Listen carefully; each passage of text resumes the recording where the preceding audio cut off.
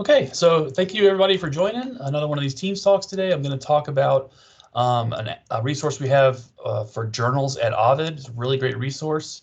You may have already used it before, but maybe even if you have, we can discover some things about it that maybe you weren't aware of. And you can find this resource in a couple different places. So if you go to the main LUCOM library page under databases, you'll see a link for Ovid right here. I used to have links for, we actually have access to journals at Ovid and also a book collection, ebook collection through Ovid, but I just put the one link to Ovid and you can get to both things using that one link. And if you go to the research guide, which there's a link here under databases for the research guide, you'll find a quick link to Ovid right here under featured resources. It's also under A to Z databases if you're looking for it there. So clicking on either of those links will take you to it'll actually take you here. You'll see Ovid search. There's a search you can build, advanced or basic, and you can get journals, books, multimedia.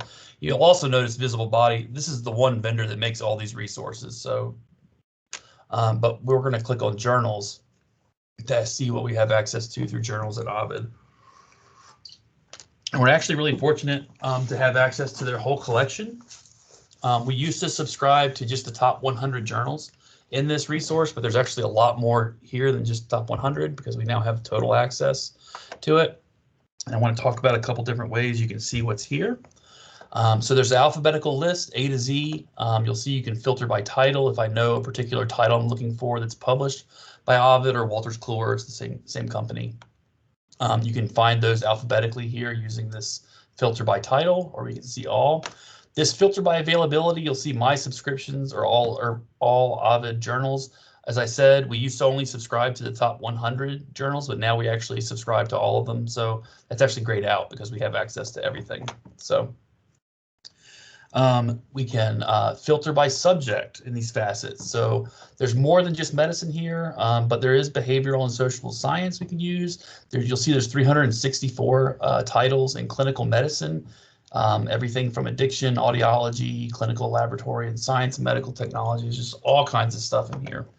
And there's some things you can do with just being maybe a guest user, maybe we would call it that, just accessing the link through the library page. But a couple things I want to point out you'll have access to do. You have to create an account, which is free. It'll be associated with your Liberty Access. And you'll see up here, mine already says log off because I'm already signed in, but you'll see a register link up here. And you can create an account. And what that allows you to do is a couple different things. Most particularly, you can add journals to your favorites. So here's a big one, academic medicine. We can actually add that journal to just my favorite journals. And then you can go into your account and just see all the journals that are your favorite journals within the resource. Another thing I want to mention is if you use any kind of feed aggregator for your RSS feeds, if you subscribe to things that way, you can actually subscribe with the RSS feed reader of your choice to new issues that are published for a journal. So if I want to get every new issue of Advanced Critical Care, I can click on this RSS link and I can either open it with, if you have a feed reader, I use something called FeedBro, which is kind of a silly name, but it's just an extension as part of your browser.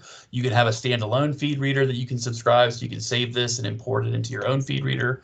But this will just push new issues of that journal to your feed reader or your news reader as they come out, which is kind of cool. You'll also see underneath a lot of these journals, you'll see electronic table of contents. I can subscribe to the new table of contents being put out for each issue using an email address. So you'll just get an email each time a new issue is with all the table of contents listed for each new issue that comes out can be emailed to you without having to come to the resource at all. It'll actually show up in your inbox. You'll notice, I'm going to go ahead and open up a journal. Let's say Advanced Critical Care. You'll notice that it's kind of confusing because you'll see Get It at Liberty here or Ovid full text, but you can actually get the full text as a PDF article directly underneath the article here, and that'll actually open it up. It opens it up in the browser, but you can save it to your computer as well and open it up with Adobe Reader. Something that I really wanted to point out, which is pretty cool, is again, if you create an account, you can have projects and you can add citations or abstracts to your project that you're working on if you're doing research within a journal that's in this collection. You can actually click on this little cite link right here, and it pulls up the 3 most popular citations for this particular type of journal, which is going to be American Medical Association, American Psychiatric and Medical Library Association. So I can copy those citations and put them into my reference list directly, just either right-clicking and copy or use the copy link here.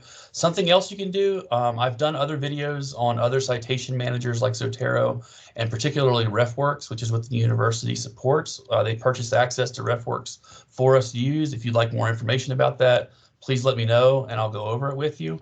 But if I say I find these 3 abstracts or citations I want to use, I can toggle these checkboxes and click export.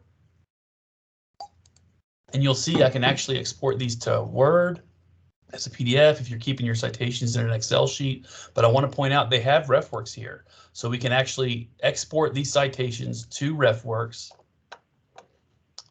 And it should open up. It'll take you to the RefWorks webpage that allows you to sign in and import from database, import. And here are my citations. I've already done this once before, but so you can actually export those directly into your reference list in your RefWorks project. And again, there's an extension for RefWorks that works with your Microsoft Word application, so you can do this directly within Word as well. And I'm going to go back here. Let's see, something else I wanted to talk about. Oh, the last thing I really want to stress is I've talked a little bit before about the determining fair use, fair educational use of resources. I've sent out before kind of a metric that I made for pros and cons determining fair use of material that you find in library resources.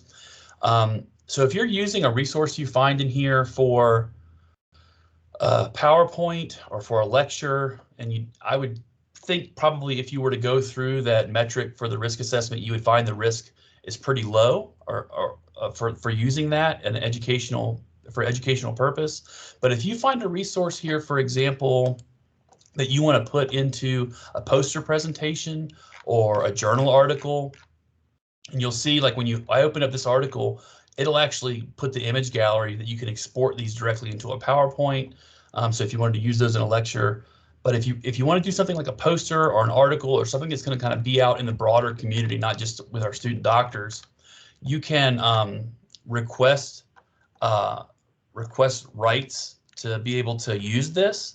And if I can find the link here, I don't want to save it to where do I find no. Well, I can't find it now, but it uses something called rights link. That it takes you through the process of determining how you're going to use something. You can actually, it'll give you what's called a quick quote for, let's see if I can find it here. A quick quote for, oh, well, error occurred. Okay, well, that's no good. I have to re-record this. But you'll choose what you want to use the resource for. You'll choose what audience it's going to be, whether it's going to be a post. Well, Ovid's not cooperating anymore, but I can show you more about that if you want to stop by the library. Some other resources I've shown have used this same process. You'll put what you want to use that figure, that information in, the audience it's going to reach, your currency, what you're requesting to use.